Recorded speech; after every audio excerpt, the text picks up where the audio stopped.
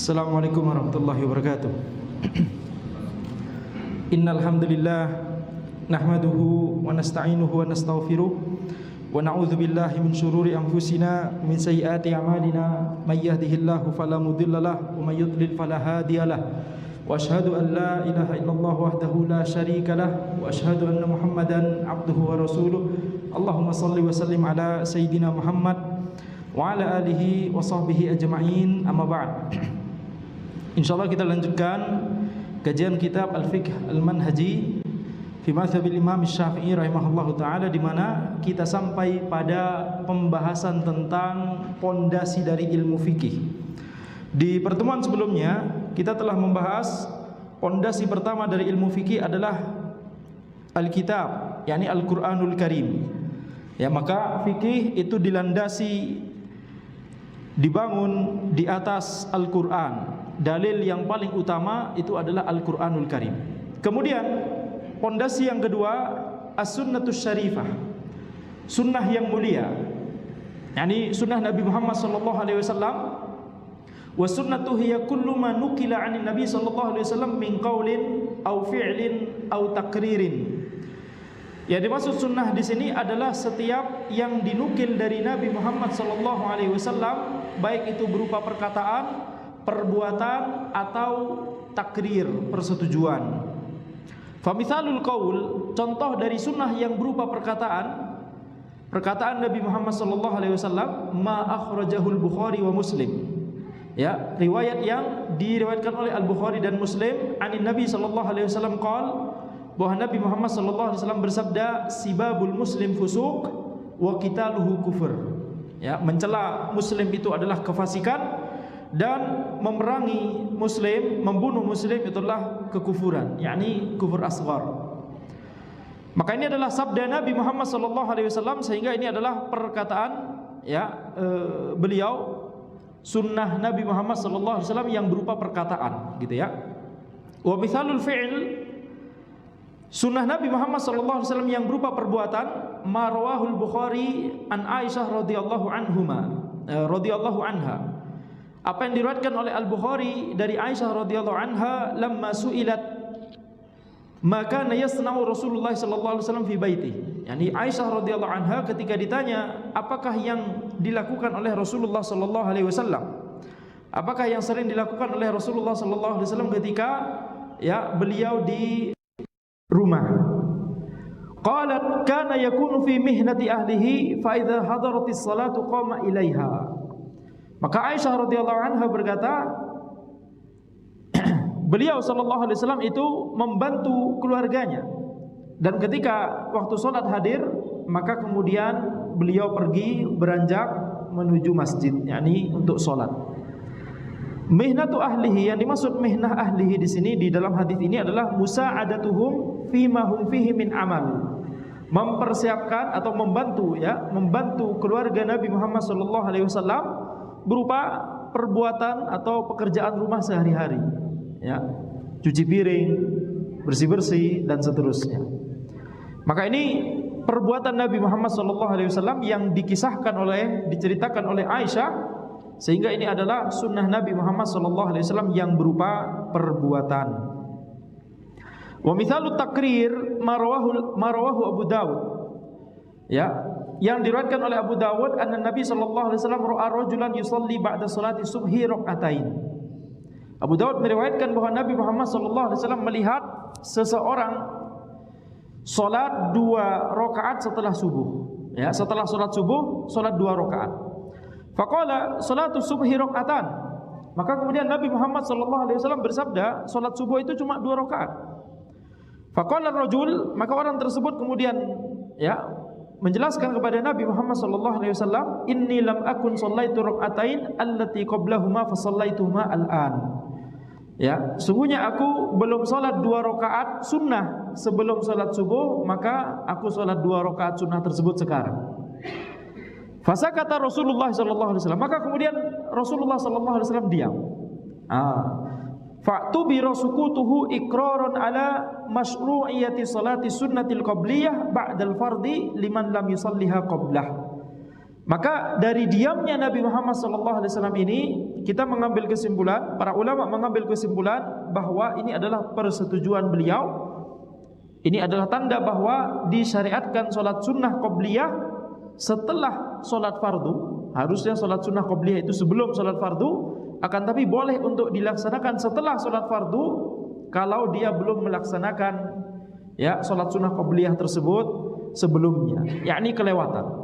Biasa melakukan solat sunnah qobliyah, tetapi kemudian solat fardu waktunya tidak mencukupi, jamaah tiba-tiba langsung dilaksanakan, sehingga orang tersebut tidak nutut untuk melaksanakan solat sunnah, maka dilaksanakan setelah solat fardu.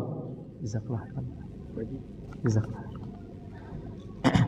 Nah, jadi ini adalah contoh dari sunnah Nabi Muhammad SAW yang berupa persetujuan.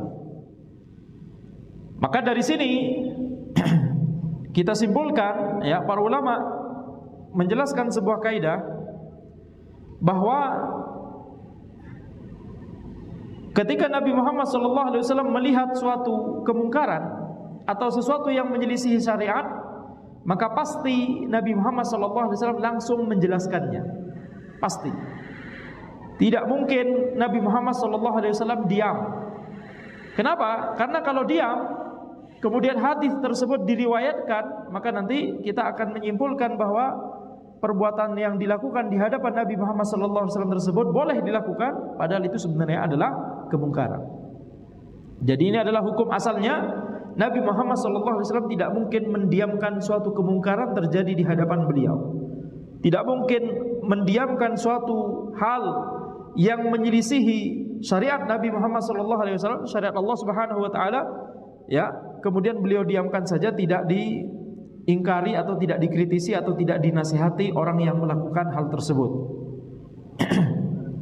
Maka ini adalah ini faedah yang kita bisa ambil terkait masalah ini. Demikian pula ada sebuah kaidah adalah ketika sebuah penjelasan itu dibutuhkan, tidak boleh untuk diakhirkan.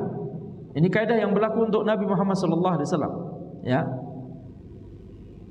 Yang di suatu perkara ketika membutuhkan sebuah penjelasan, maka tidak boleh diakhirkan. Bahkan dari kaidah tersebut, kaidahnya ini kaidah merupakan sebuah kaidah usul, kaidah usul.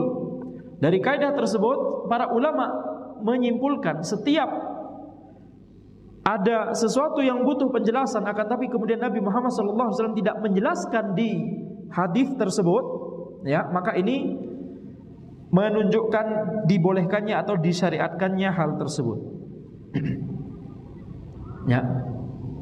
La yajuzu ta'khirul bayan an waqtil hajah. Tidak boleh mengakhirkan penjelasan ketika mengakhirkan melebihi waktu dibutuhkannya penjelasan tersebut. Nah, ini kaidahnya. Tetapi ini hanya berlaku untuk Nabi Muhammad SAW. Kenapa? Kalau para ulama setelahnya mungkin tidak, mereka mendiamkan kemungkaran terjadi di hadapan, kemudian mereka mendiamkan, mungkin namanya manusia, begitu terkadang pikirannya tidak fokus, terkadang lupa, terkadang enggak enakan, begitu Tapi kalau Nabi Muhammad SAW la yajuzu ta'khirul bayan an waqtil hajah. Ini kaidah yang disebutkan oleh para ulama.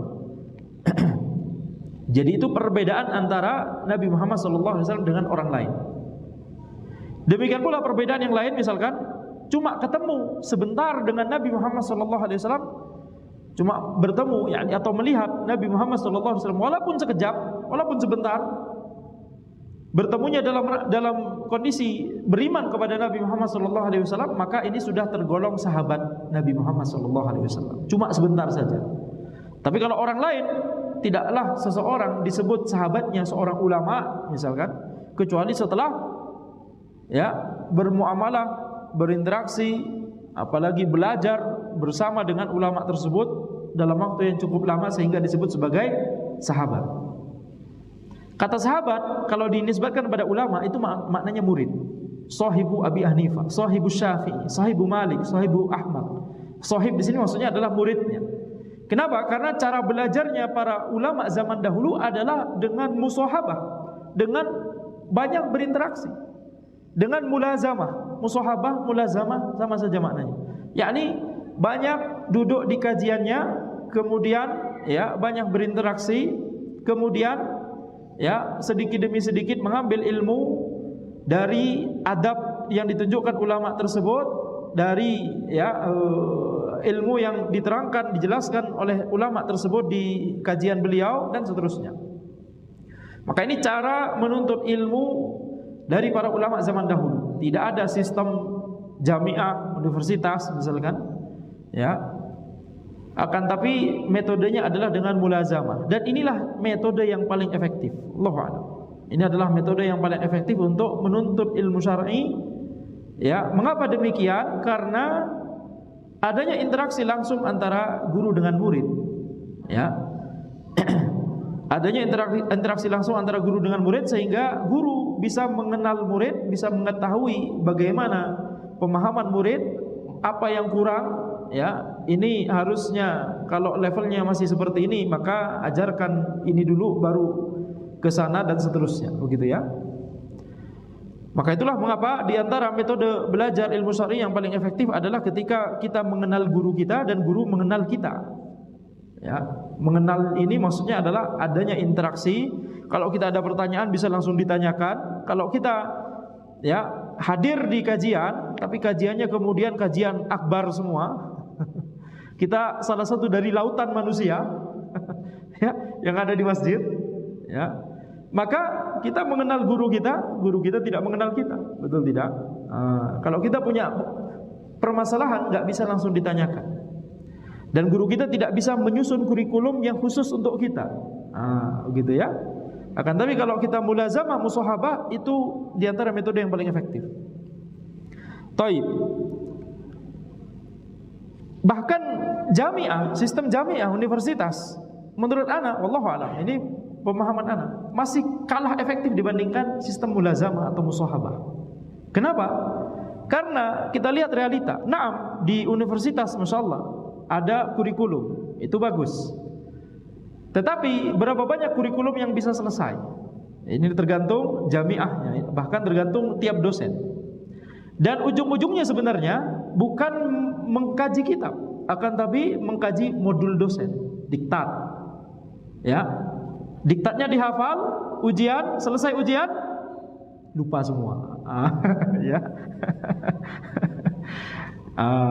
Jadi kurang efektif.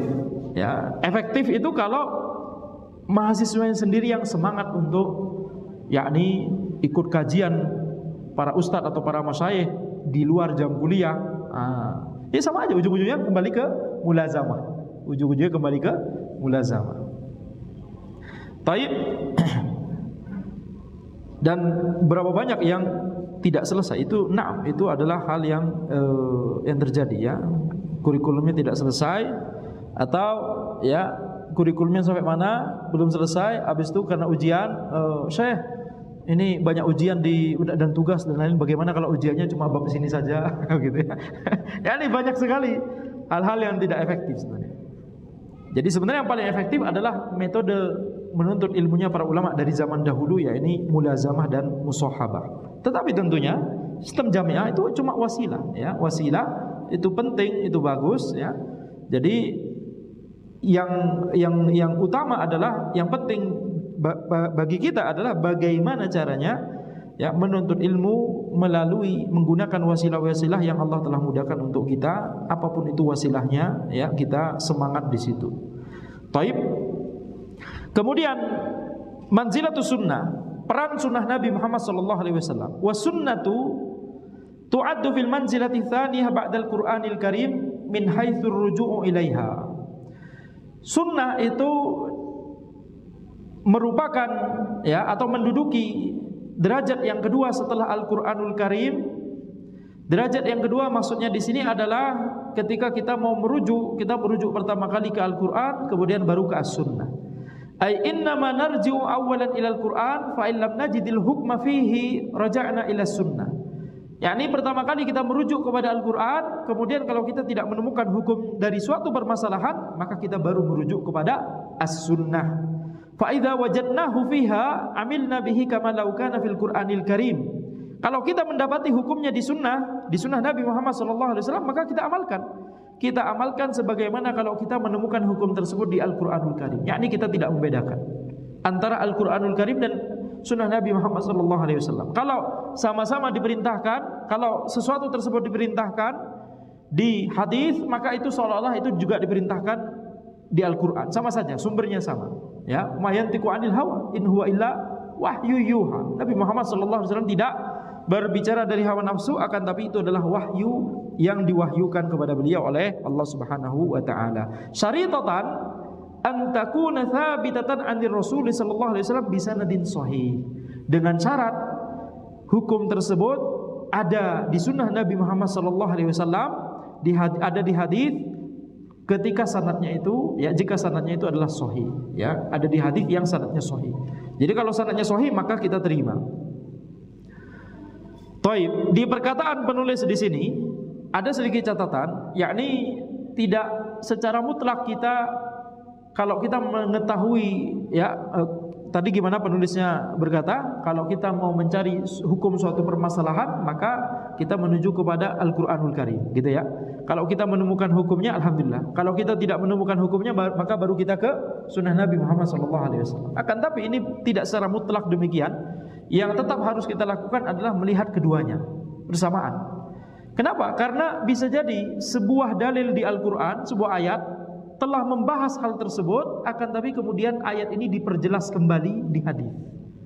Jadi kalau kita sudah nemu ayat yang berbicara tentang masalah tersebut, maka jangan diam saja, akan tapi kita tetap harus menelaah hadis dalam rangka siapa tahu ada syarat yang disebutkan di hadis, ada suatu yang khusus yang mengkhususkan ayat tersebut yang disebutkan di hadis, gitu ya. Jadi ayatnya sebenarnya nggak berlaku umum tapi dikhususkan di hadis dan seterusnya. Jadi dalam rangka untuk supaya pemahaman kita itu menjadi pemahaman yang lengkap tentang masalah tersebut, harus kita melihat kepada Al-Quran dan As-Sunnah semuanya, ya. Wazifatus sunnatin nabawiyah.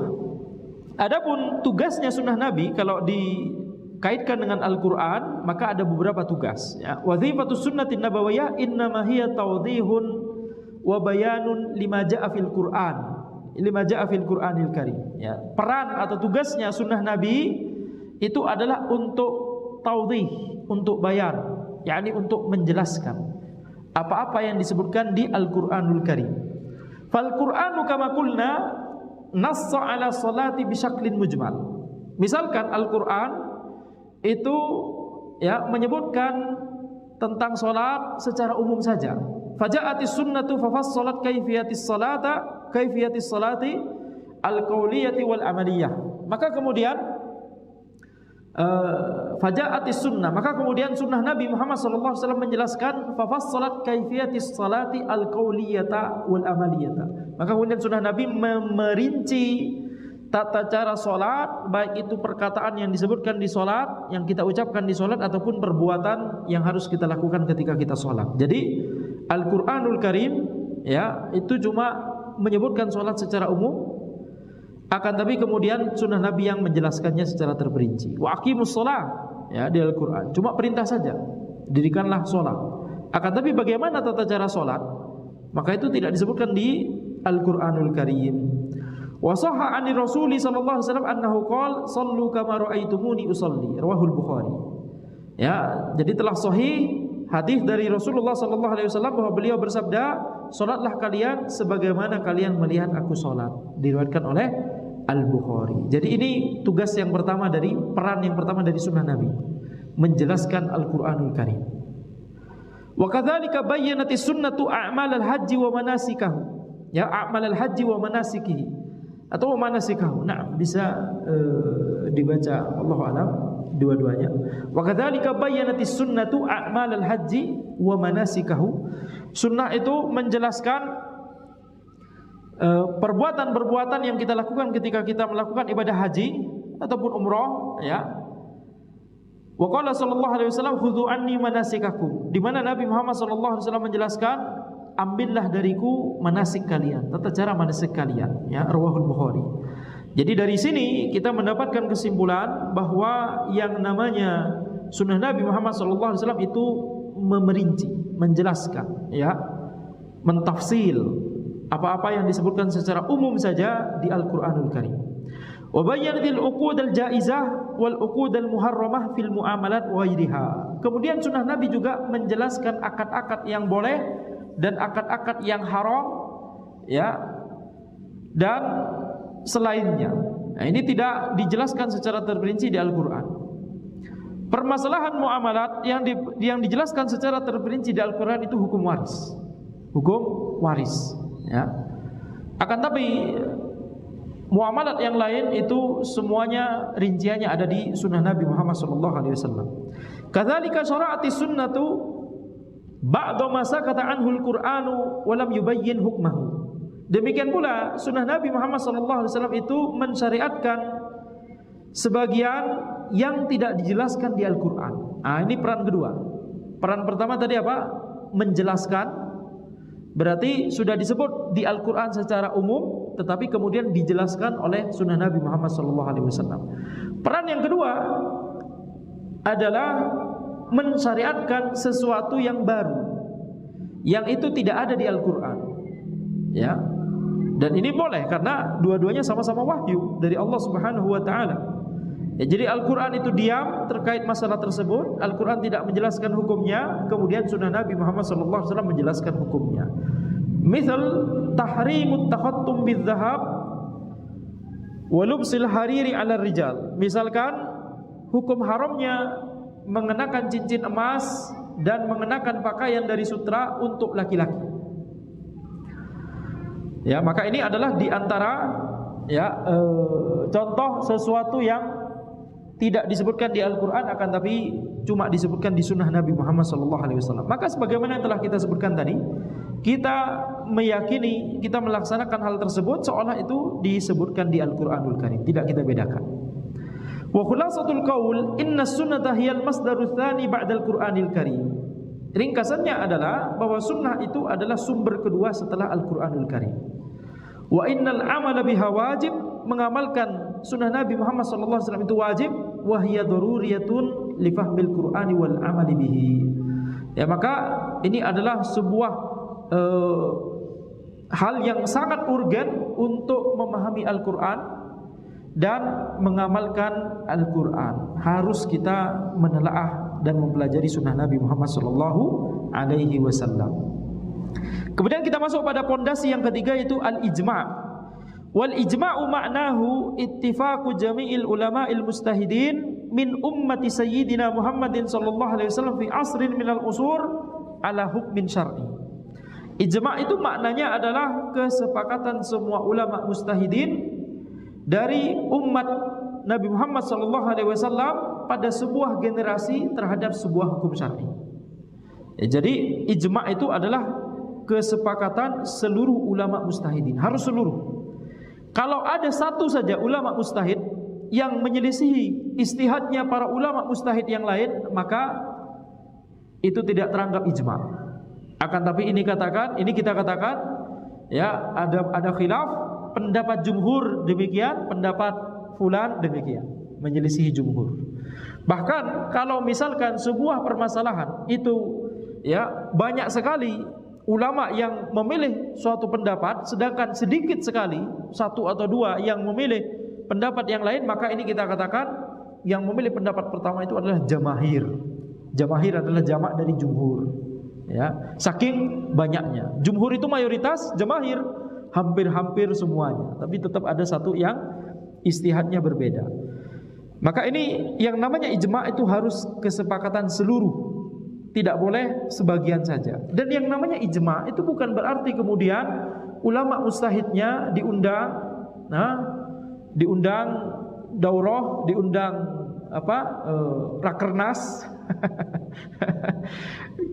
di Bandung, kemudian disuruh untuk beristihad masalah Bitcoin misalkan, kemudian Setelah selesai muktamar ya. Muktamar ulama mujtahidin. Maka ketika selesai kemudian semua ulama yang hadir di situ sepakat, kemudian kita katakan ini ijma ulama. Tidak demikian. Ini bukan ijma. Ya. Baru ijma bentuknya seperti ini baru ijma kalau seluruh ulama mujtahid di dunia ini diundang. Jadi bisa saja itu merupakan ijma kalau semua ulama mujtahidin diundang, tapi yang namanya ijma enggak harus diundang ke satu tempat, tidak demikian. Akan tapi cukup setiap ulama mujtahidin beristihad di rumah masing-masing, ya. Kemudian hasil istihad mereka pasti akan ketahuan dari kajian mereka, karya mereka, betul tidak? Ketika kemudian kita menelaah masalah tersebut, kita dapati seluruh ulama mujtahidin semuanya sepakat tentang hukum dari masalah tersebut. Tidak ada sama sekali kita dapati ulama mujtahid yang berbeda pendapat dalam masalah tertentu tersebut, maka ini kita katakan ini ijma. Ya, jadi nggak perlu ngumpul, kemudian bahas bareng, kemudian sepakat dan seterusnya. Tidak demikian. Sama juga dengan yang namanya fatwa. Fatwa itu tidak harus fatwa yang ada stempelnya, ada nomor fatwa dikeluarkan, tidak harus. Yang namanya fatwa itu setiap yang disebutkan oleh seorang ulama mujtahid. Bahkan ketika seorang ulama mujtahid tersebut misalkan punya kajian, ya, rutin pekanan di sebuah masjid misalkan, kemudian ditanyakan oleh seseorang tentang sebuah permasalahan, kemudian ulama tersebut menjawab, ya ini di sesi tanya jawab. Ketika itu adalah ulama mujtahid, kemudian beliau menjawab pertanyaan tersebut, ini namanya fatwa. Demikian pula yang diucapkan oleh seseorang di sosmed itu juga bisa masuk dalam kategori fatwa. Itulah mengapa tidak boleh kita sembarangan ya mengungkapkan pendapat di sosial media. Karena apa? Karena kalau itu terkait masalah kontemporer, kemudian kita bicara hukum syar'i tentang masalah tersebut, itu berarti kita sudah berfatwa. Masalahnya antum sudah pantas untuk berfatwa atau tidak, gitu ya. Boleh untuk menukil fatwa ulama, boleh. Akan tapi antum harus memahami ya konsekuensi atau harus mengetahui apakah fatwa ulama tersebut, misalkan apalagi kalau ulama tersebut di beda negeri gitu ya, kita harus tahu apakah fatwa tersebut masih cocok untuk diterapkan di Indonesia. Karena fatwa bukan urusan main-main ya.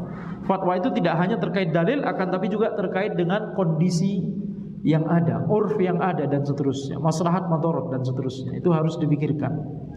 Oleh karena itu jangan terlalu bermudah-mudahan ya menukil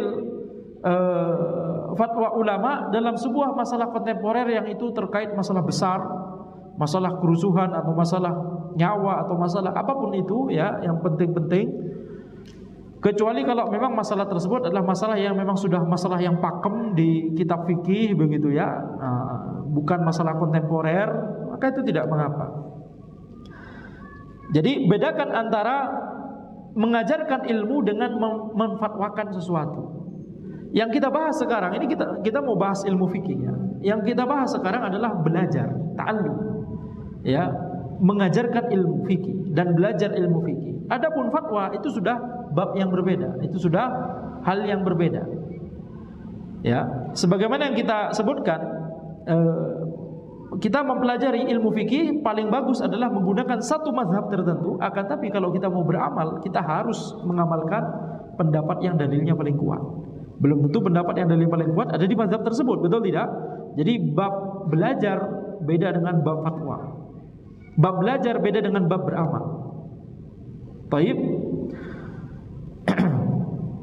Kemudian kita lihat di sini wa mithalu dzalik, sebelum lanjut kita masih di ijma ya. Jadi ijma itu ittifaqu jami' ulama'il mujtahidin, kesepakatan seluruh ulama mujtahidin. Harus ulama mujtahidin. Kalau orang awam maka tidak teranggap ya. Orang awam tidak teranggap. Pendapatnya orang awam itu wujuduhu ka'adamihi, adanya seperti tidak adanya ya. Dicuekin saja. Sehingga pendapat orang awam, bahkan pendapat penuntut ilmu yang belum mencapai derajat istihad itu tidak teranggap dalam ijma. kesepakatan seluruh ulama mustahidin dari umat Nabi Muhammad SAW. Jadi umatnya Nabi Musa, umatnya Nabi Isa enggak masuk. Fi asrin minal usur, dalam sebuah generasi, ala hukmin syar'i, terhadap hukum syar'i tertentu. Misalkan ya, contoh ijma' yang ada di zaman ini tentang hukum penggunaan mikrofon untuk kajian, untuk sholat, untuk azan, apa hukumnya? Kita menelaah istihadnya para ulama kontemporer di zaman ini, para lembaga fatwa, para ulama kibar. Maka kita dapati seluruh lembaga fatwa di seluruh negeri tidak ada yang mempermasalahkan menggunakan mikrofon ya, untuk kajian, untuk sholat, untuk azan. Demikian pula tidak ada yang mempermasalahkan naik pesawat untuk naik haji. Betul tidak? Tidak ada yang mempermasalahkan. Hah? Pakai pesawat untuk naik haji. Ada yang mempermasalahkan? Ya, yang mempermasalahkan cuma sebagian orang aja. Baik. Itu bukan bid'ah ya. Nah, fa idza ittafaqa haula'il ulama sawa'un kanu fi asri sahabah aw ba'dahum ala hukmin min al-ahkam syar'iyyah kana ittifaquhum hadza ijma'an. Ketika para ulama mustahidin tersebut, baik mereka itu ada di generasinya sahabat atau setelahnya, ketika mereka bersepakat terhadap sebuah hukum syar'i, maka kesepakatan mereka itu adalah ijma'. Wa kana al-'amalu bima ajma'u alaihi wajiban. Maka mengamalkan pendapat yang mereka telah bersepakat di atasnya itu wajib. Ya. Wajib untuk mengamalkan ijma', tidak boleh menyelisihi ijma' ulama. Bahkan sebagian ulama seperti misalkan Ibnu Hazm menyebutkan bahwa menyelisih ijma' itu adalah kekufuran. Ya. Ini ngegas ya Ibnu Hazm, Masya Allah. Wa dalilu dzalika anna Nabiy sallallahu alaihi wasallam akhbara anna ulama al-muslimin la yastami'una ala dhalalah famattafaqu alaihi kana haqqan. Dalilnya adalah bahwa Nabi Muhammad sallallahu alaihi wasallam mengabarkan bahwa ulama kaum muslimin itu tidak akan bersepakat dalam kesesatan, kesalahan. Famattafaqu alaihi kana haqqan. Maka kalau mereka sudah bersepakat atas sesuatu, maka itu pasti merupakan al-haq. Ya, jadi Allah menjaga para ulama agar tidak kemudian memilih pendapat yang agar tidak kemudian bersepakat di atas pendapat yang tidak dikehendaki oleh Allah Subhanahu wa taala. Ya. Jadi kalau misalkan seluruh ulama mustahidin menyebutkan suatu pendapat, tidak ada yang menyebutkan pendapat kedua, maka kita yakin itu merupakan al-haq. Rawa Ahmad fi musnadihi an Abi Basrah Al-Ghifari radhiyallahu anhu anna Rasulullah sallallahu alaihi wasallam qala sa'altu Allah azza wa jalla alla yajma' ummati ala dhalalatin fa'ataniha. Diriwayatkan oleh Imam Ahmad di musnad beliau dari Abu Basrah Al-Ghifari radhiyallahu anhu bahwa Rasulullah sallallahu alaihi wasallam bersabda, aku memohon kepada Allah azza wa jalla agar umatku tidak bersepakat di atas kesesatan, maka kemudian Allah memberikanku hal tersebut, mengabulkan doa beliau sallallahu alaihi wasallam. Jadi dari sini kita menyimpulkan bahwa ya, yang namanya kesepakatan ulama itu sudah pasti al-haq, sudah pasti merupakan hal yang dikehendaki dan diridhoi oleh Allah Subhanahu wa taala. Kalau seandainya mayoritas ulama memilih sebuah pendapat A misalkan, tetapi kemudian pendapat tersebut bukan pendapat yang dikehendaki oleh Allah dalam masalah tersebut, bukan merupakan pendapat yang benar di sisi Allah Subhanahu wa taala, maka minimal Allah akan memberikan ilham ya, memberikan taufik kepada satu ulama saja minimal, seorang ulama mustahidin untuk memilih pendapat yang dikehendaki oleh Allah. Minimal. Sehingga dalam masalah tersebut kemudian terjadi khilaf ulama. Pendapat jamahir atau jumhur ulama milih pendapat A, sedangkan pendapat satu ulama mustahid tersebut beliau milih B.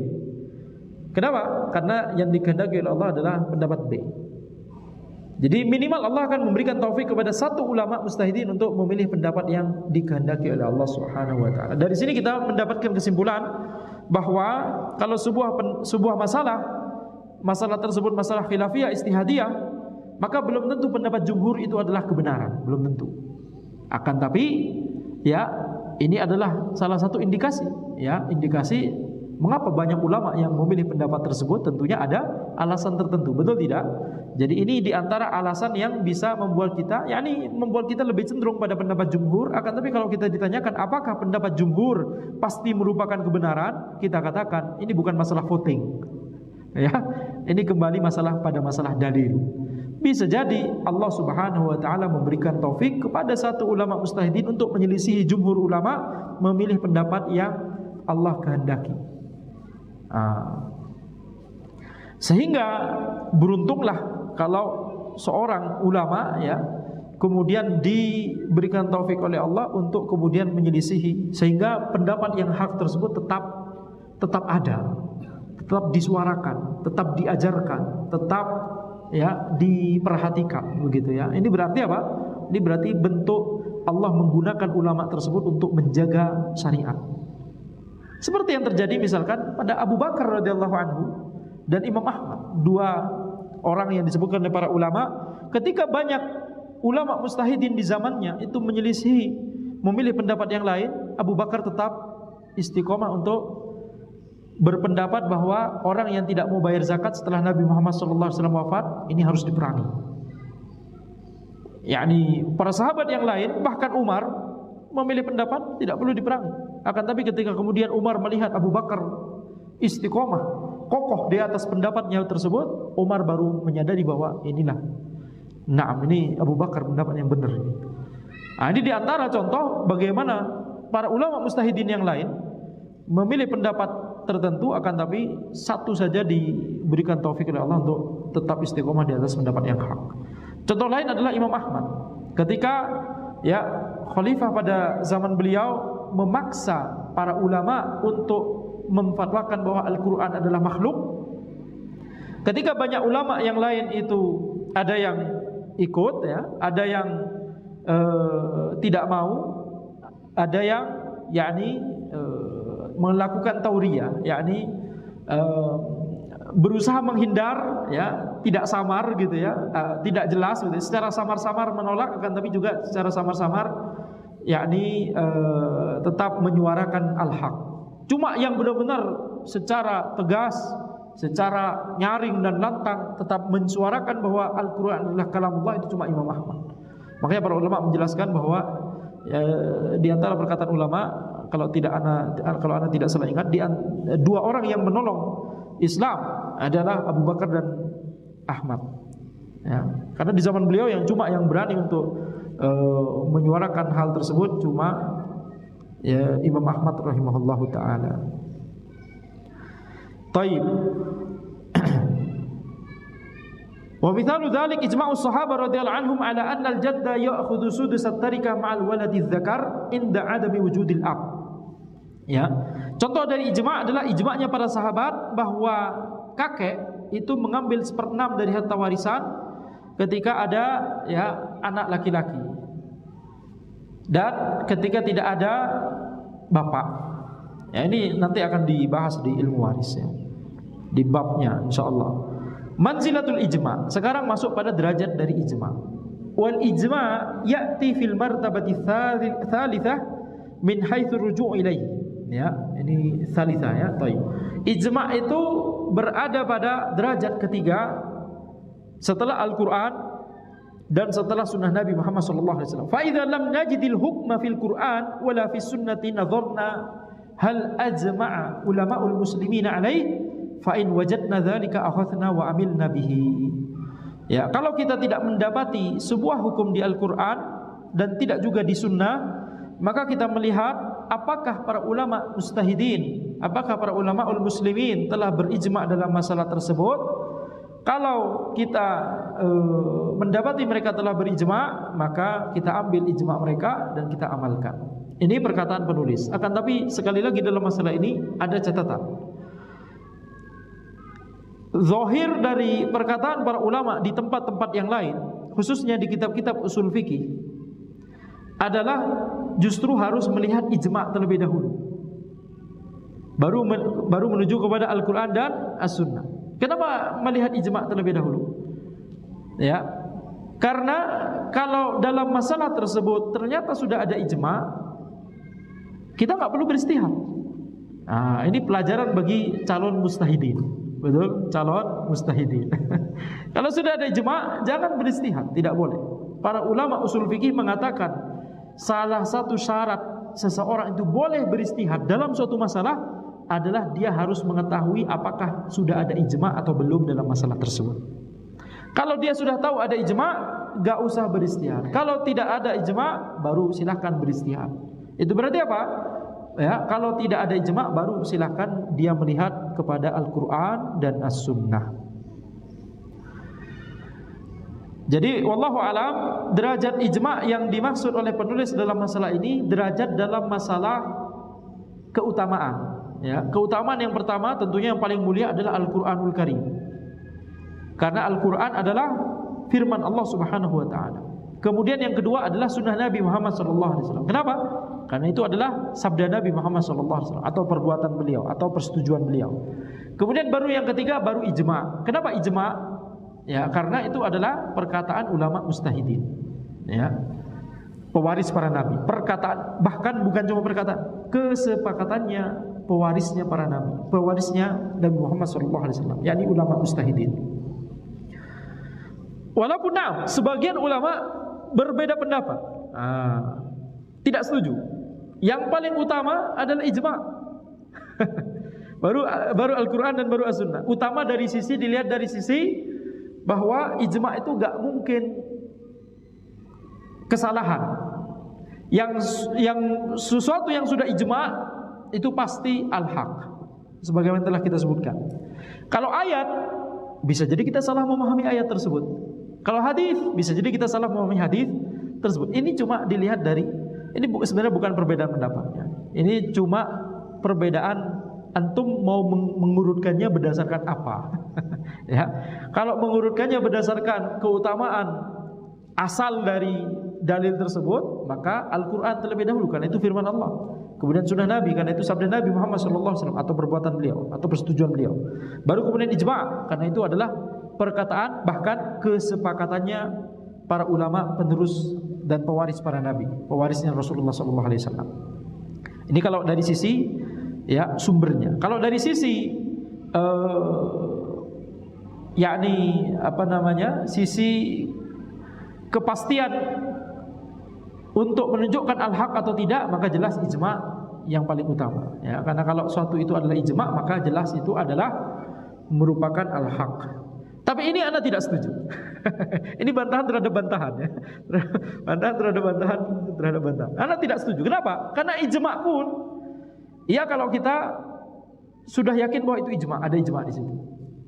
Ya, terkadang seorang ulama mengatakan bahwa dalam suatu masalah ada ijma', tapi sebenarnya ya penelaahan beliau kurang banyak. Ternyata ada ulama lain yang memilih pendapat berbeda. Ini berarti bukan ijma' tapi cuma klaim ijma' saja. Jadi tetap ada kemungkinan tidak al-haq, betul tidak? Klaim bahwa ini ijma' ternyata belum tentu juga, karena bisa jadi ulama tersebut yang mengatakan bahwa itu ijma' bisa jadi beliau ya tidak mengetahui ada ulama mustahidin yang memilih pendapat berbeda. Ala kulli hal, ya kita nggak perlu bahas terlalu panjang ya, karena kalau tidak kita akan menuju kepada bantahan, kemudian bantahan terhadap bantahan, kemudian jawaban terhadap bantahan dan seterusnya. Kemudian kita masuk pada pondasi yang keempat, yaitu al-qiyas. Pondasi yang keempat yaitu qiyas. Wa huwa ilhaqu amrin laisa fihi hukmun syar'i bi akhara mansusin ala hukmihi littihadil illati bainahuma. Qiyas itu adalah ilhaqu amrin laisa fihi hukmun syar'i.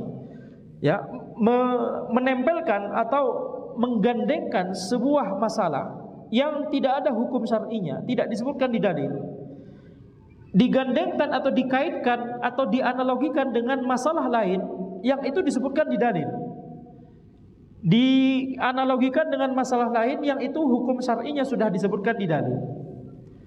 Gimana cara menggandengkannya? Gimana cara menganalogikannya? Caranya adalah ketika kedua masalah ini punya illah yang sama. Littihadil illati bainahuma. Karena adanya illah yang sama di antara keduanya. Jadi kalau ada illah yang sama, ya, maka kita analogikan ya, masalah yang tidak ada hukumnya tersebut tidak disebutkan di dalil, kita analogikan dengan masalah lain yang sudah ada hukumnya di dalil. Wa hadzal qiyas narji'u ilaihi idza lam najid nassan ala hukmi mas'alatin minal masail fil Qur'ani wala fis sunnati wala fil ijma'. Qiyas ini kita merujuk kepadanya, kita merujuk kepada qiyas kalau kita tidak mengetahui atau mendapatkan sebuah dalil yang berbicara hukum suatu masalah. Ya, kita tidak mengetahui baik itu di Al-Quran ataupun di As-Sunnah ataupun di Al-Ijma', kita nggak tahu atau kita tidak mendapati hukum dari suatu masalah tersebut, baru kita menggunakan kias. Dalam masalah ini baru Anda setuju. Ya, kias itu baru setelah Al-Quran, kemudian setelah itu As-Sunnah, kemudian setelah itu Al-Ijma'. Sebenarnya ada catatan yang lain, yaitu qaul sahabi, pendapatnya sahabat, perkataan sahabat. Ya, mazhab Syafi'i juga berdalil dengan pendapatnya sahabat. Akan tapi banyak catatan di situ, dan karena ini tidak disebutkan di sini oleh penulis, maka ya tidak ana bahas ya. Tapi intinya mazhab Syafi'i juga memperhatikan pendapatnya atau fatwanya para sahabat. Yang paling banyak mengetahui fatwa-fatwa dan pendapat para sahabat itu sebenarnya adalah Imam Ahmad ya. Yang paling banyak mengetahui pendapatnya sahabat dan tabi'in itu Imam Ahmad. Oleh karena itu disebutkan tentang mazhab Hambali. Mazhab Hambali tersebut, misalkan yang disebutkan oleh Ibnu Khaldun di Muqaddimah beliau, Muqaddimah Ibnu Khaldun, beliau berkata bahwa mazhab Hambali itu adalah mazhab yang paling sedikit menggunakan qiyas. Kenapa? Karena perbendaharaan hadisnya, na'am, relatif lebih banyak daripada mazhab lain. Karena Imam Ahmad adalah muhaddits, punya Musnad Ahmad begitu ya. Musnad Ahmad, kitab hadis yang paling besar, mungkin salah satu kitab hadis yang paling besar, yang mencakup seluruh kutubus sittah kecuali sedikit yang tidak tercakup di situ. Jadi kalau orang menghafalkan Musnad Ahmad, maka sebenarnya sudah menghafalkan kutubus sittah, plus beberapa hadis yang lain yang tidak ada di kutubus sittah, minus beberapa hadis yang ada di kutubus sittah tapi tidak ada di Musnad Ahmad. Tapi semua yang ada di Shahihain semuanya ada di Musnad Ahmad. Yang menghafalkan Musnad Ahmad contohnya misalkan Syekhul Islam Ibnu Taimiyah, Ibnu Qayyim, Ibnu Katsir. Siapakah mereka bertiga? Ini murid dan guru. Ibnu Katsir itu muridnya Ibnu Taimiyah, Ibnu Qayyim muridnya Ibnu Taimiyah. Ya. Jadi kalau mengatakan, kalau benci kepada Syekhul Islam Ibnu Taimiyah, kita katakan Ibnu Katsir itu muridnya Ibnu Taimiyah. Az-Zahabi muridnya Ibnu Taimiyah. Nah, maka mereka menghafalkan Musnad Ahmad. Mungkin wajar karena Ibnu Taimiyah dan Ibnu Qayyim memang Hambali ya, menghafalkan kitab hadis imam mazhab beliau. Tapi lihat Ibnu Katsir juga menghafalkan Musnad Ahmad.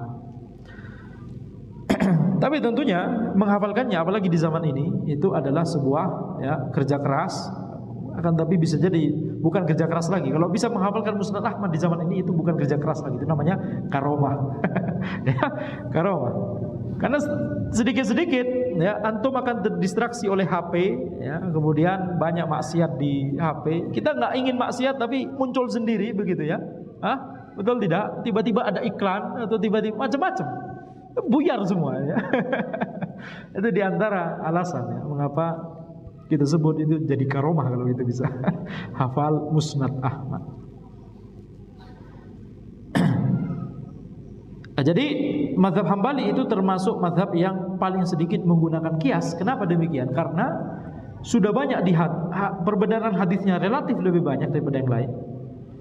Dan juga kalau ini masih debatable sebenarnya ya, kalau masalah hadis. Karena ulama yang lain juga menelaah hadis yang sama. Akan tapi kalau fatwa sahabat, nah ini ya hampir-hampir semua ulama setuju. Ini memang mazhab Hambali, Imam Ahmad paling banyak mengetahui tentang fatwa sahabat dibandingkan imam mazhab yang lain. Sehingga itu mengapa ya, karena sudah banyak yakni setiap masalah ada nasnya, maka kemudian jarang menggunakan kias. Itulah mengapa kemudian Ibnu Khaldun di Muqaddimah beliau berkata bahwa mazhab Hambali adalah mazhab yang paling sedikit atau paling jauh dari ijtihad. Karena beliau menamakan atau memahami ijtihad itu ya qiyas gitu ya. Kita katakan tidak demikian. Ijtihad itu tidak cuma qiyas. Ijtihad itu juga ketika kita memahami dalil. Betul tidak? Ada hadis, ada ayat, ada fatwa sahabat. Jangankan ayat atau jangan kita masukkan fatwa sahabat dulu lah. Misalkan ayat atau hadis saja. Ketika ada dalil antara ayat atau hadis yang tampak bertentangan, gimana kita memahaminya? Ini sendiri merupakan ijtihad. Betul tidak? Dan itu banyak sekali di mazhab Hambali. Jadi Anda tidak setuju kalau disebut mazhab Hambali adalah mazhab yang paling sedikit ijtihadnya. Ya, Anda tidak setuju dengan Ibnu Khaldun. Tapi siapalah Anda?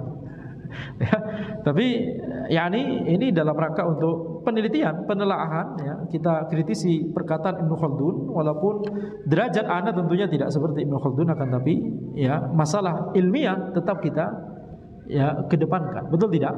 Nah, mengkritisi pendapat seorang ulama bukan berarti kemudian kita menurunkan derajat beliau. Taib. Jadi kita lihat di sini, kita balik lagi ke mazhab Syafi'i ya Mas saya. Taib.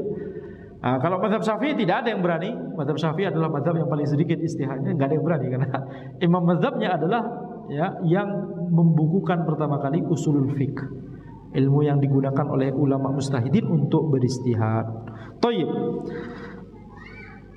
Wa hadzal qiyas narji'u ilaihi idza lam najid nassan ala hukmi mas'alatin min al-masail fil Qur'ani wala fis sunnati wala fil ijma'. Ini telah kita bahas tadi. Jadi qiyas itu baru kita gunakan kalau tidak ada dalil yang kita temukan di Al-Qur'an, As-Sunnah ataupun ijma'. Manzilatul qiyas, ya derajatnya qiyas, fal qiyasu idzan fil martabatir rabi'ah min haitsu ruju'u ilaihi. Qiyas itu menempati posisi yang keempat setelah Al-Quran, As-Sunnah dan Ijma'. Jadi pertama kali kita harus merujuk kepada, kalau sesuai perkataan penulis ini ya, kita harus merujuk pertama kali kepada Al-Quran, kemudian kepada As-Sunnah, kemudian kepada Ijma'. Bahkan ya perkataan penulis tadi kita lihat, kita harus merujuk pertama kali kepada Al-Quran. Kalau kita tidak temukan baru kepada Sunnah, kalau kita tidak temukan baru kepada Ijma', kalau kita tidak temukan baru ke Qiyas. Betul? Anda berusaha mengkritisi. Yang benar adalah lihat ijma' dulu, ada ijma' atau tidak. Baru setelah itu, kalau tidak ada ijma', silakan beristihad. Gimana cara beristihad? Menuju kepada Al-Quran dan As-Sunnah, dua-duanya langsung kita lihat sekaligus. Kenapa? Tadi kita jelasannya, karena bisa jadi kita nemu ayat, tapi hadis telah menjelaskan ayat tersebut, mengkhususkan ayat tersebut, atau memerinci ayat tersebut. Jadi nggak boleh kita melihat Al-Quran, kalau sudah nemu ya sudah cukup Al-Quran, nggak perlu ke Sunnah. Tidak demikian. Yang harus kita lakukan adalah lihat kedua-duanya, Al-Quran dan As-Sunnah. Baru setelah tidak ada di Al-Quran dan As-Sunnah, baru kita menuju ke Al-Qiyas. Taib. Arkanul Qiyas, rukun-rukun Qiyas. Wa arkanul Qiyas arba'ah. Rukun Qiyas itu ada 4. Aslun maqisun alai. Yang pertama adalah, rukun yang pertama adalah asal. Yang rukun yang pertama adalah asal, yaitu pokok, masalah yang pokok, yakni masalah yang ada dalilnya, masalah yang hukumnya disebutkan di dalil. Ini penting ya Mas saya. Ya, jadi ini harus dicatat atau dihafal ya. Itu yang pertama. Yang kedua, far'un wa far'un maqisun. Yang kedua adalah masalah cabang. Nah, ini masalah yang ingin kita cari tahu hukumnya menggunakan qiyas. Ini masalah yang tidak ada hukumnya di dalil, yang baru kita mau cari tahu hukumnya di dalil Al-Quran atau As-Sunnah. Kemudian yang ketiga, wa hukmul asli al-mansusu alaih. Hukum dari masalah pokok yang itu disebutkan di nas, disebutkan di dalil. Ini apa? Ini rukun yang ketiga. Jadi hukum dari masalah pokok. Kemudian yang keempat, rukun yang keempat, wa illatun tajma'u bainal asli wal far'i. Yang keempat adalah illah yang menggabungkan antara, yang menghubungkan antara masalah pokok dengan masalah cabang. Jadi ringkasnya, yang pertama adalah masalah pokok, yakni masalah yang hukumnya disebutkan di dalil. Kemudian yang kedua, hukum dari masalah pokok itu sendiri. Yang ketiga, illahnya apa? ya, illah dari hukum tersebut. Kemudian yang keempat baru masalah cabang, masalah yang ingin kita cari hukumnya dari kias. Kita langsung contoh supaya mudah. Mithalul kias. Contoh kias adalah innallaha harramal khamra binassil Qur'anil Karim. Sesungguhnya Allah itu mengharamkan khamr ya berdasarkan ayat yang ada di Al-Qur'anul Karim. Ini berarti apa? Ini berarti dari kalimat ini kita dapat dua rukun dari kias, dua rukun. Yang pertama adalah masalah pokok, yaitu apa? Khamr. Ini masalah pokoknya khamr. Hukumnya apa? Disebutkan di dalil secara nas, yaitu apa? Haram. Nah, ini berarti rukun yang kedua. Atau kalau berdasarkan urutan yang tadi, hukum itu disebutkan di di rukun urutan keberapa? Ketiga ya. Tapi ini intinya adalah hukum dari khamr haram. Ini sudah dua rukun. Wal illatu fi tahrimihi, illah keharaman khamr itu apa? Hiya annahu muskirun yuzhibul aql. Illah diharamkannya khamr itu karena khamr itu memabukkan, menghilangkan akal. Ini illahnya. Illah itu sebab. Sebab mengapa khamr mendapatkan hukum haram. Kenapa? Karena memabukkan. Jadi illah itu adalah sebab mengapa masalah tersebut mendapatkan hukum tersebut. Itu sebab, bukan hikmah, beda, ya, beda. Hikmah atau maqasid, ya ini sebagian dari antum sudah paham ya. Hikmah atau maqasid. Hikmahnya, ya, hikmah mengapa khamr diharamkan? Nah, hikmahnya adalah untuk ya menjaga akal, untuk menjaga manusia dan masyarakat dari kefasikan dan kerusakan. Coba kalau misalkan ada orang mabuk-mabuk ya, berapa banyak kefasikan dan kerusakan yang dia timbulkan, betul? Jadi illah di sini adalah sebab. Berarti sudah ada 3 rukun berarti ya. Tinggal rukun yang keempat, yaitu apa? Masalah yang mau kita cari hukumnya. Fa idza wajadna syaraban akhar lahusmun ghairul khamr wa wajadna hadha syarab muskiran hakamna bi tahrimihi qiyasan 'alal khamr. Kalau kita menemukan ada minuman lain yang itu namanya bukan khamr, maka ya kalau kita dapati minuman tersebut sama-sama memabukkan, maka kita hukumi minuman tersebut juga haram. Ya, dikiaskan dengan khamr. Lianna illat at-tahrim wa hiya al-iskar mawjudatun fi hadzal syarab. Karena illah keharaman khamr, yakni memabukkan, itu juga ada di minuman tersebut, sama-sama memabukkan.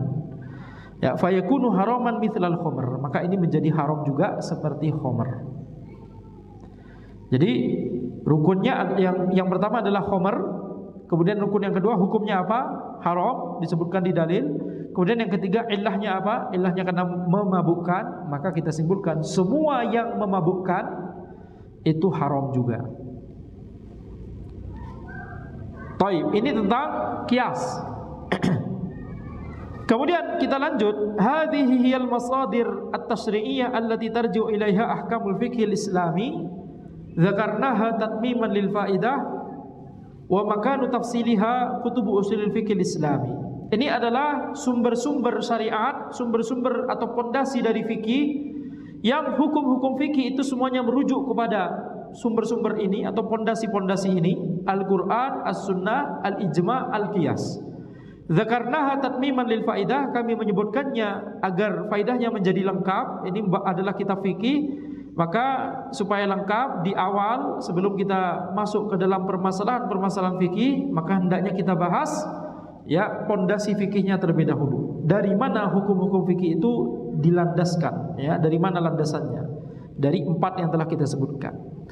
Maka tepat untuk merinci pondasi dari fikih ini, pondasi dari ilmu fikih ini sebenarnya ada di kitab usul fikih, ya, bukan di kitab fikih. Taib, kalau kita menuju kepada kitab usul fikih, maka sebenarnya yang teranggap dalil, yang dijadikan dalil oleh para ulama mujtahidin itu tidak cuma 4 ini sebenarnya. Ada banyak lain, istilah-istilah yang lain. Akan tapi itu sudah merupakan perincian yang ya tidak dipelajari kecuali oleh orang yang sudah masuk dalam tingkatan menengah di ilmu usul fikih. Seperti misalkan istishab, istihsan, syar'u ma qablana, ya, saddud dzara'i, masalih mursalah, dan seterusnya dan seterusnya. Ya, al-akhdhu bi aqall makil, al-akhdhu bil athqal, al-akhdhu bil akhaf, al-qiran, kemudian macam-macam. Ya, banyak sekali dalil-dalil yang itu digunakan oleh para ulama untuk berdalil, yang sebenarnya semuanya itu landasannya kembali kepada Al-Quran dan As-Sunnah sebenarnya. Jadi kalau kita balik lagi ke empat yang ini, misalnya kita cuma fokus pada yang empat ini, Al-Quran, As-Sunnah, Al-Ijma', Al-Qiyas, maka ijma' sebenarnya balik lagi ke Al-Quran dan As-Sunnah, karena para ulama mujtahidin tidak mungkin bersepakat dalam suatu masalah kecuali karena ijtihad mereka.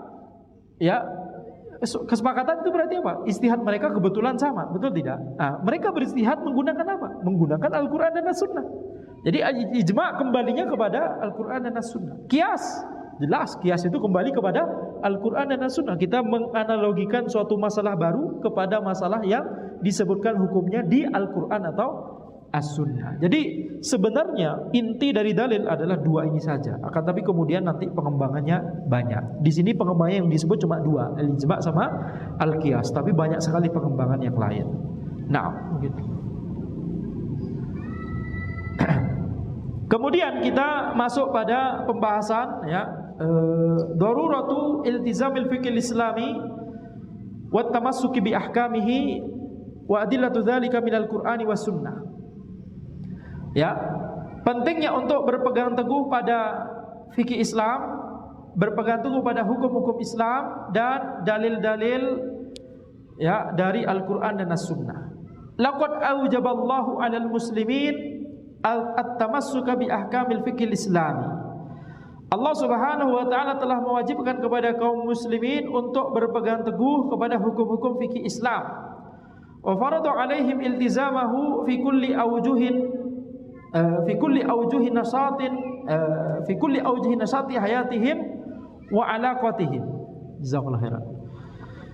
Maka Allah telah mewajibkan untuk berpegang teguh pada hukum-hukum Islam, ya, di setiap aspek kehidupan mereka dan ketika mereka berinteraksi dengan sesama manusia yang lain, ya. Wa ahkamul fiqhil islami kulluha tastanidu ila nususil Qur'ani was sunnah. Hukum-hukum fikih Islam itu semuanya berlandaskan pada nas Al-Quran dan As-Sunnah. Ini yang Anda sebutkan barusan, ya. Semuanya berlandaskan pada Al-Quran dan As-Sunnah. Walaupun dalilnya kita sebut ijma', walaupun dalilnya kita sebut qiyas, ujung-ujungnya sebenarnya adalah Al-Quran dan As-Sunnah. Wal ijma' wal qiyasu fil haqiqah yarji'ani ilal Qur'ani was sunnah. Ijma' dan qiyas secara hakikatnya itu kembali atau merujuk kepada Al-Quran dan As-Sunnah. Fa idza istabaha al-muslimuna tarka ahkamil fiqhil islami faqad istabahu tarkal Qur'ani was sunnah. Nah, ini penting. Kalau kaum muslimin membolehkan untuk meninggalkan hukum fikih Islam, membolehkan untuk menyelisihi hukum-hukum yang ada di dalam ilmu fikih, maka pada hakikatnya mereka telah membolehkan untuk meninggalkan Al-Quran dan As-Sunnah, ya. Wa atalu bidzalika majmu'ad dinil islami, maka mereka kemudian akan, ya, membatalkan seluruh dari agama ini pada hakikatnya. Jadi kalau kita membolehkan untuk keluar dari hukum-hukum yang ada di fikih Islam, itu sama saja untuk membolehkan untuk keluar dari Al-Quran dan As-Sunnah. Bedakan antara kita bermaksiat, ya, yang sudah tahu kita itu haram tapi kita jadi melakukannya, begitu, ya. Bedakan antara ini dengan kita meyakini halal suatu yang haram, menghalalkan yang haram. Ini beda. Kalau kita sudah tahu ini haram, kemudian kita terjatuh kepada kemaksiatan, begitu, ya, ini berarti maksiat, betul tidak? Tapi kalau kita sudah tahu ini haram, kemudian kita tidak yakini itu haram, halas ini halal, gitu, ya. Zina itu halal, gitu, ya. Bahkan sampai bikin karya ilmiah untuk menghalalkan zina, atau menghalalkan minuman keras. Kalau antum punya nama fulan, maka antum boleh minum. Ya, halas, ini berbahaya. Baik. Maka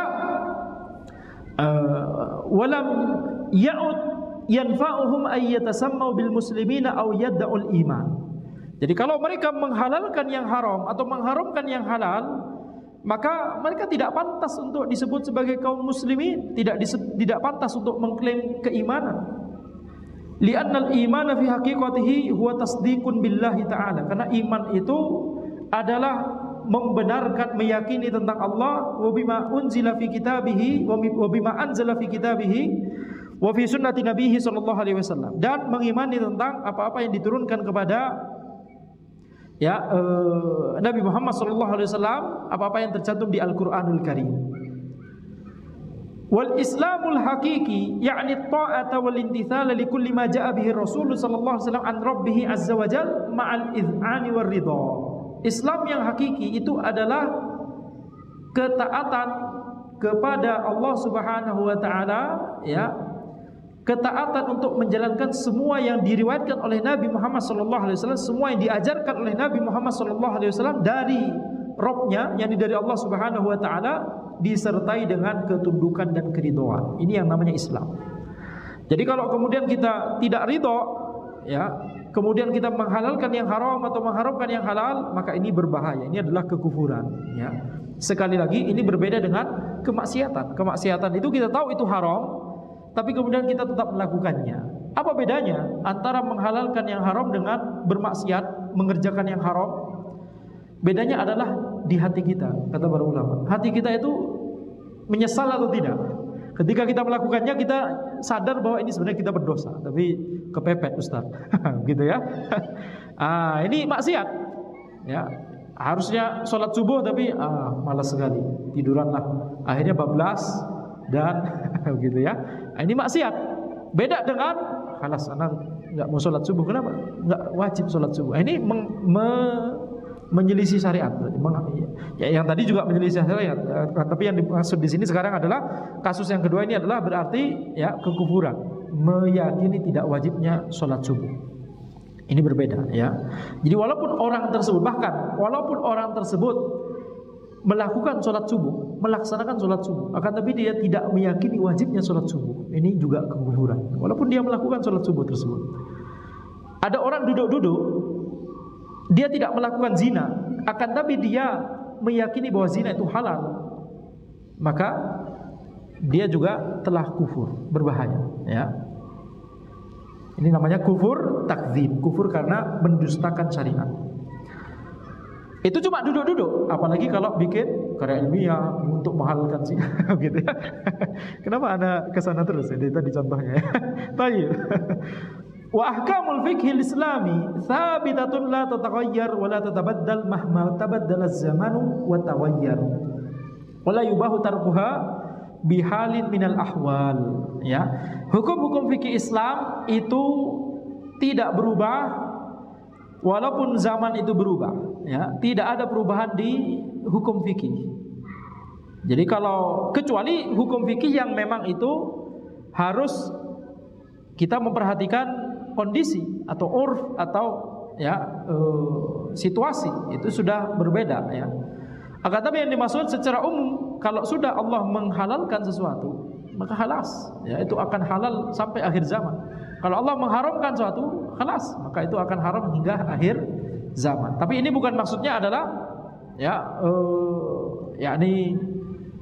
ini kita tidak sedang membahas masalah-masalah yang memang itu dikembalikan kepada situasi tertentu atau kondisi tertentu, betul tidak? Nah, karena bisa jadi suatu haram, tapi haram kalau hukum asalnya haram, tapi kalau ada kondisi lain bisa jadi hukumnya berubah menjadi bahkan menjadi mubah misalnya. Ini contoh yang gampang adalah makan babi, haram atau tidak? Haram. Tapi kalau misalkan orang tersebut gak punya makanan lain, sudah mau mati sekarat, yang tersedia di depannya cuma daging babi, entah siapa yang menghidangkannya, betul tidak? Boleh tidak untuk makan? Boleh, ya. Boleh, tapi jangan sampai gelegean, ya. Boleh untuk makan, tapi cukup untuk sekedar menyelamatkan dari sekaratnya tersebut. Jangan, ini mumpung Ustaz, sampai kenyang sekalian. Jangan, ya. Jadi ad-darurat tuqaddar biqadariha. Ad-darurat tubihul mahdurat. Kondisi darurat itu membolehkan yang haram, tapi ad-darurat tuqaddar biqadariha. Kondisi darurat itu ditakar sesuai kadarnya. Jangan kemudian karena kita mentang-mentang tadi sekarat, di depan kita ada daging babi, sekalian kita makan sampai kenyang, sampai nyangu, berbekal, nggak boleh. Tapi kita makan secukupnya sehingga kita terselamatkan dari kondisi sekarat, Kemudian baru kita ya silahkan kalau mau berbekal, takutnya nanti sekarat lagi begitu ya. Ini dalam masalah ini para ulama beda pendapat bahkan. Apakah kita boleh untuk berbekal begitu ya? Allah a'lam, pendapat yang lebih kuat insya Allah boleh untuk berbekal. Tapi kalau kondisinya sekarat ya, kalau nanti kondisi sekarat lagi baru boleh kita ambil. Kalau kita nggak sekarat ya jangan sambil dicemil Ustaz, cemil. Ini di padang pasir Ustaz, cuma ada daging babi, nggak ada daging yang lain. Ya kalas, antum boleh berbekal tapi jangan sambil dicemil. Ya. Baru kalau sekarat lagi baru boleh makan itu. Baik. Atau mendekati sekarat. Nah. Taib, ini insyaallah wala yubahu tarkuha bihalin minal ahwal ya, tidak boleh meninggalkan hukum fikih pada kondisi apapun. Yani ini sesuai dengan catatan yang kita sebutkan tadi ya.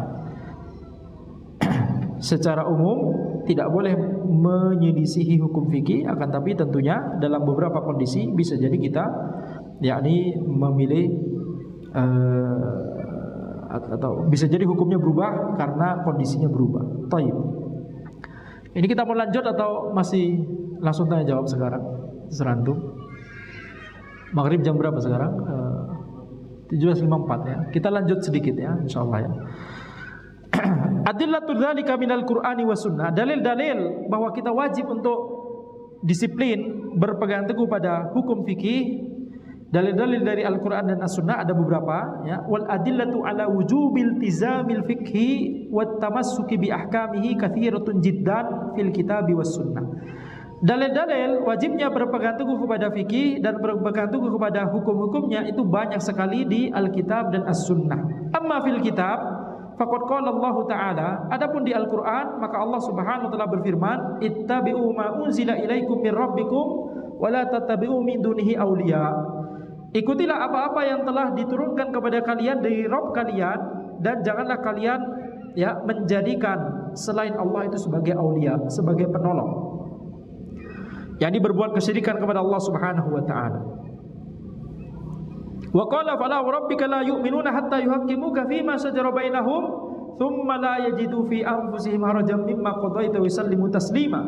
Allah Subhanahu wa taala berfirman, sungguh demi Allah, sungguh demi Rabbmu, sesungguhnya mereka itu tidak akan beriman sampai mereka menjadikanmu, wahai Muhammad, sebagai hakim, sebagai penengah, fima shajara bainahum, sebagai penengah pada sesuatu yang terjadi di antara mereka, perselisihan yang terjadi di antara mereka.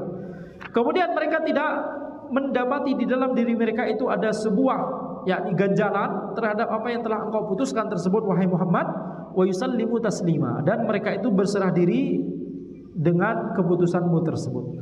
Jadi di ayat ini Allah Subhanahu wa taala menyebutkan sifat orang mukmin itu adalah ridho dengan keputusan dari Nabi Muhammad sallallahu alaihi wasallam, ridho terhadap sunnah Nabi Muhammad sallallahu alaihi wasallam. Wa qala ta'ala wa ma ataakumur rasulu fakhudhu wa ma nahakum anhu fantahu. Ya, apa yang dibawa oleh Rasul maka ambillah, dan apa yang dilarang oleh beliau maka tinggalkanlah. Wa qala ta'ala inna anzalna ilaikal kitaba bil haqqi litahkuma bainan nasi bima arakallah wa la takul lil kha'inina khasima.